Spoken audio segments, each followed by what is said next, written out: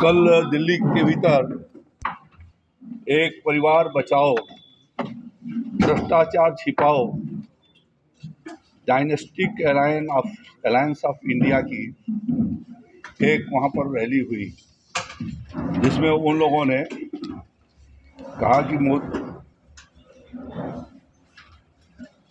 मोदी हटाओ। मोदी जी कहते हैं कि भ्रष्टाचार हटाओ, और वो भ्रष्टाचारी लोग कहते हैं कि मोदी हटाओ।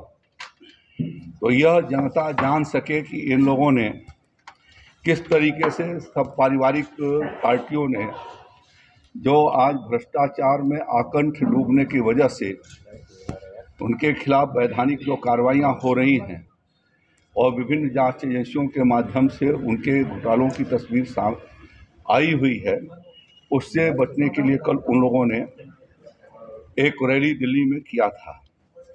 मैं यह साफ कर दूं कि प्रधानमंत्री जी ने 2014 में ही प्रधानमंत्री बनने के बाद कहा था कि न खाएंगे न खाने देंगे। तो आज उन लोगों को परेशानी है जिन लोगों ने खाया था, अब खाने नहीं पा रहे हैं, और जो खाया था उसको जब जांच एजेंसियों के द्वारा जब तथ्य निकलते हैं और जब उनसे रिकवरी के आदेश होते हैं, तो अपने बचाव के लिए वो लोग इस प्रकार के रैलियों का आयोजन करते हैं। और एक तरीके से चोर चोर मौसेरे भाई ये कल दिल्ली में दिखलाई वहाँ पर दिए थे। तो उसमें से कुछ आम आदमी पार्टी ने कहा था कि हम अरविंद केजरीवाल के समर्थन में ये रैली आयोजित कर रहे हैं, जो उनके गिरफ्तारी के विरोध में समर्थन के लिए कर रहे हैं। कांग्रेस पार्टी ने कहा यह किसी व्यक्ति के समर्थन की नहीं बल्कि गठबंधन की रैली है, यानी जितने सामूहिक रूप से जिन लोगों ने भ्रष्टाचार किया है वह सब इकट्ठा हैं, और जिसका नेतृत्व कांग्रेस पार्टी कर रही है, उस हेडेड बाय कांग्रेस पार्टी ऐसे भ्रष्ट लोगों का वह गठबंधन किया है। और इन लोगों ने अपने शासनकाल में जहाँ कहीं पर भी ये रहे हैं वहाँ पर घोटाले ये करते रहे, और इस प्रकार से लोगों को गुमराह करने की वो कोशिश कर उन लोगों ने कल वहाँ की रैली में किया। यद्यप प्रधानमंत्री जी ने मेरठ की रैली में ये साफ कर दिया है कि ऐसे विरोधों से हम रुकने वाले नहीं हैं, और जिन लोगों ने लूट खसोट और भ्रष्टाचार किया है उनके खिलाफ कार्रवाई होगी। इन लोगों का नारा है कि जितना हो सके उतना लूटो, हर दिन नया झूठ बोलो, मोदी जी को गाली दो, देश को बदनाम करो, हिंदू धर्म को गाली दो, जम करके घोटाला करो, जांच एजेंसियां जब नोटिस दें तो उनको अनदेखा करो, इग्नोर करो, और जब हद हो जाए और कार्रवाई कोर्ट में पहुंचे तो, और जब कोर्ट फटकार लगाए तो आप विक्टिम कार्ड खेलो। अनेक नोटिसों के बावजूद भी केजरीवाल साहब वहां पर नहीं हाजिर हुए, चुनाव का इंतजार करते रहे कि कैसे हम सहानुभूति खींचेंगे, और इस तरीके से अब वो बताते हैं कि ये लोकतंत्र को खतरा है। कल उन्होंने ये कहा राहुल गांधी ने कि मोदी यदि जीतेंगे तो संविधान बदल जाएगा और संविधान और आग लग जाएगी। तो जब कभी भी राष्ट्रीय हितों का सवाल होता है तो वो आग लगाने की बात जरूर कहते हैं। कांग्रेस पार्टी ने खुद 1984 में इंदिरा जी के मरने के बाद पूरे देश भर में आग लगवाई, लोगों के मकानात फूके, लोगों के घर जलाए, सिख भाइयों के संपत्ति को तबाह किया। तो हमेशा उन लोगों ने आग लगाई। सन 75 में खुद इमरजेंसी लगा करके कानून के द्वारा दिए गए फैसले को कैसे निष्प्रभावी कर दिया जाए, इलाहाबाद हाई कोर्ट के जजमेंट को, और देश के ऊपर उन्होंने आपातकाल थोपा। जगमोहन लाल सिन्हा जी के जजमेंट सबके सामने है, जिसके बाद देश के भीतर इमरजेंसी लगाई गई, सारे लोगों के कानूनी अधिकार सस्पेंड कर दिए गए, संवैधानिक अधिकार उन्होंने ख़त्म किया, पूरे देश को कारागार के रूप में उन्होंने बदल दिया। तो वो उसी तरीके का वो जो वो करते आए हैं, आज वो उनके दिमाग में वो कल्पनाएं याद आती हैं तो कहते हैं कि ये तानाशाही होगी। भारतीय जनता पार्टी लोकतंत्र में आस्था रखती है। आज भारत के 17 राज्यों में एनडीए की सरकार, भारतीय जनता पार्टी के नेतृत्व में एनडीए की सरकार है। देश की पार्लियामेंट में हम सबसे बड़ी संख्या के भीतर लोकसभा में हैं, राज्यसभा के भीतर हैं, विधानसभाओं के भीतर हैं और 125 से ज़्यादा महापालिकाओं के भीतर भारतीय जनता पार्टी के नेतृत्व में आज जो है वहाँ की स्थानीय सरकार है। तो इन लोगों ने तो सर वो कल रामचंद्र जी का भी वहाँ पे काफी प्रसंग आया और कहा गया कि हम रावण से तुलना की गई भारतीय जनता पार्टी। ये तो सुप्रीम कोर्ट में गए थे, जब कांग्रेस की सरकार थी तो खुद सुप्रीम कोर्ट में गए कि राम सेतु एक काल्पनिक है, राम एक कहानी है और उन्होंने राम के अस्तित्व को हमेशा नकारा। आज वो वोट जब आता है तो मंदिरों में जाते हैं और कुर्ते के ऊपर जनेऊ पहन करके निकलते हैं। तो हर तरीके से लोगों को भ्रम में डालना, लोगों को मिसगाइड किया जाना और अनर्गल तथ्य विहीन आरोपों को लगाया जाना, ये कांग्रेस पार्टी की आदत है और उस आदत की वजह से इन लोगों ये शुरू से ऐसा वो करते आए हैं। और आज अमर उजाला में छपा हुआ है कि लाल बहादुर शास्त्री जी ने क्या कहा। एक अमर उजाला का जब संपादकीय का पेज देखेंगे तो उसके बगल में कि कुलदीप नैयर जब वो निर्विभागीय मंत्री इंदिरा जी के मंत्रिमंडल नेहरू जी के मंत्रिमंडल में थे तो उन्होंने कहा कि नैयर साहब ने कहा कि आप तो नेहरू जी के उत्तराधिकारी हैं, तो उन्होंने कहा कि नहीं, इंदिरा जी उनकी उत्तराधिकारी हैं।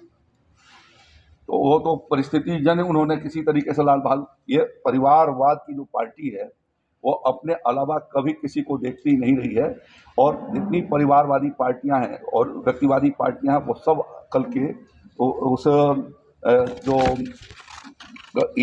जो गठबंधन का जो कल उन्होंने किया, डायनेस्टिक अलायंस ऑफ इंडिया गठबंधन एक तरीके से समझिए ईडी, तो उन्होंने वहाँ पर ये सारे उसके भीतर इकट्ठा थे।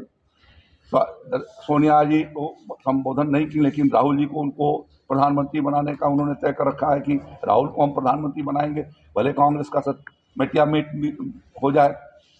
शरद पवार जी अपनी बेटी को मुख्यमंत्री बनाना चाहते हैं, लालू जी तेजस्वी यादव को मुख्यमंत्री बनाना चाहते हैं और ममता जी का लक्ष्य अपने भाई को सीएम बनाना है, यद्यप कल वो रैली से अपना किनारा रखे रहेंगे। और मुलायम सिंह जी ने अखिलेश यादव जी को ही अपना उत्तराधिकारी बनाया, भाई जो उनके बहुत पहले से उनके सहयोगी के रूप में कार्य कर रहे थे उनको अलग हटा करके, यानी इतना इंडिविजुअल जो अप्रोच रहा है वो लोग कभी देश का भला नहीं कर सकते हैं। ये लोग बेटियों के लिए काम करने वाली ये पार्टियां हैं, न कि उनके भीतर भारत का हित या राष्ट्र का हित उसके भीतर नहीं लगा हुआ है।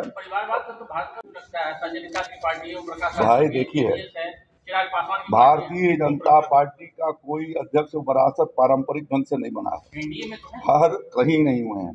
किसी भी राज्य के भीतर हमारा कोई भी मुख्यमंत्री का पुत्र है इस नाते वो मुख्यमंत्री हो गया, ऐसा नहीं है। नेतृत्व के भीतर जिनके पास सहज भूमिका है उन्होंने उसका नेतृत्व किया है और ये इन लोगों ने लेकिन वो तो का भी है कि किसका किनके साथ गांधी कह रहे हैं कि किसके साथ पहले हमारे दो खिलाड़ियों को जेल भेज दिया गया। क्या जो भ्रष्टाचार में लिप्त हैं वो जेल जा रहे हैं। चारा घोटाला जब लालू जी जेल गए थे तो उस समय वहां पर किसकी सरकार थी? बीजेपी की सरकार ने तो जेल नहीं भेजा था। उनकी जांच जब हुई तो उस समय केंद्र में किनकी सरकार थी? नौकरियों के बदले जमीन का घोटाला यह किस जमाने में हुआ है? जब उस समय उनका कोयला घोटाला किसके जमाने में हुआ था? कॉमनवेल्थ घोटाला। कांग्रेस पार्टी तो घोटालों की मां है, जो 1952 में से ही उन्होंने घोटाला शुरू किया था, पहली सरकार से नेहरू जी के। तो उसी समय जी घोटाला कांड हुआ था, कपड़े का घोटाले का कांड चला था। टी रामकृष्णाचारी साहब जो उधर से मंत्री थे उनके ऊपर इल्जाम लगे थे जिसकी वजह से मंत्रिमंडल से हटना पड़ा था। केडी मालविया साहब बस्ती से थे, जीप घोटाले में उनको घोटाले की वजह से उस समय तो न बीजेपी तो कहीं नहीं थी, उन्हीं की सरकार में प्रूव हुआ कि नहीं इन लोगों ने घोटाला किया है। और उसकी वजह से उनको हटना पड़ा। तो इस तरीके से भोपाल गैस कांड का घोटाला, वो फोर्स घोटाला, तो कांग्रेस पार्टी तो घोटालों की मार रही है। आज उनको छटपटाहट है कि ना वो केंद्र के भीतर हैं न राज्य के भीतर हैं, और इसलिए गफलत पैदा करके वो गुमराह जो करने की कोशिश कर रहे हैं। अब देश की जनता जान गई है, और पिछले 5 वर्षों में आदरणीय प्रधानमंत्री नरेंद्र मोदी जी 10 वर्षों के भीतर देश को गरीबी से मुक्ति दिलाई है। प्रधानमंत्री जी ने नक्सलवाद से देश को मुक्ति दिलाई, परिवारवाद से मुक्ति दिलाई है, तुष्टीकरण से मुक्ति दिलाई है। अब जब वो भ्रष्टाचार से मुक्ति दिलाने का काम और परिवारवाद से मुक्ति दिलाने का काम कर रहे हैं, तो उनको परेशानियां हो रही हैं। इस नाते उन्होंने रैली किया है देश की आम जनता के लिए। यदि किसी ने काम किया है 124 करोड़ देशवासियों के सुखी जीवन के लिए, तो मोदी जी की सरकार ने काम किया है। मोदी जी की सरकार भारत को विकसित बनाना चाहती है और एक महान भारत का स्थापना करना चाहती है। और ये लोग जो उन्होंने रैली किया था, वो भ्रष्टाचार को छिपाना चाहते हैं और भ्रष्टाचार पर लीपापोती करना चाहते हैं। इस नाते कल वो रैली हुई। भाजपा के शासनकाल में हुआ, वह तो संवैधानिक तरीके से विधान बना करके संसद के पार्लियामेंट से कानून बन करके मिला है, और जितना पैसा बीजेपी के पास आया है उतना ही पैसा कांग्रेस पार्टी के पास आया है। तो उन्हें बताना चाहिए कि उनका पैसा कहाँ से आया है।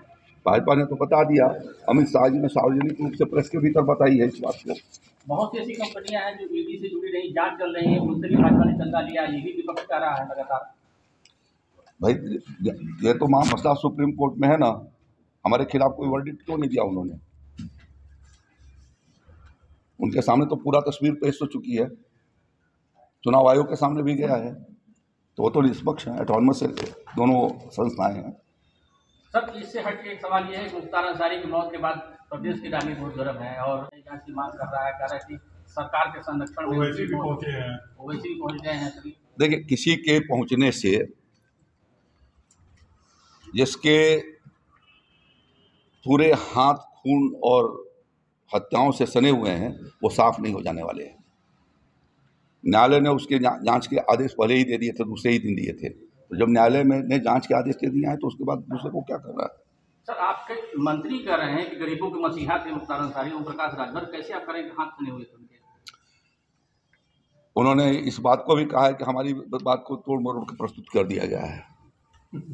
सर, तेजस्वी यादव ने कल गाने के माध्यम से कहा था कि तुम तो धोखेबाज हो, वादा करके चले आओ।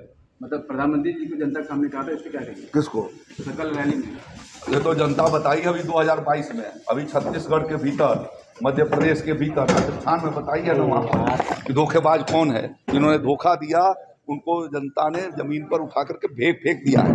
और फिर कांग्रेस पार्टी, अब देश कांग्रेस पार्टी से मुक्त होने जा रही है और ऐसे भ्रष्टाचारियों से, इसलिए उनको छटपटाहट है और सभी एक साथ इकट्ठा होकर के मोदी जी का विरोध कर रहे हैं। अगर आप ये वीडियो YouTube पर देख रहे हैं तो हमारे चैनल को सब्सक्राइब करें और बेल आइकन को दबाना ना भूलें। अगर आप Facebook पर ये वीडियो देख रहे हैं तो हमारे पेज को लाइक करें।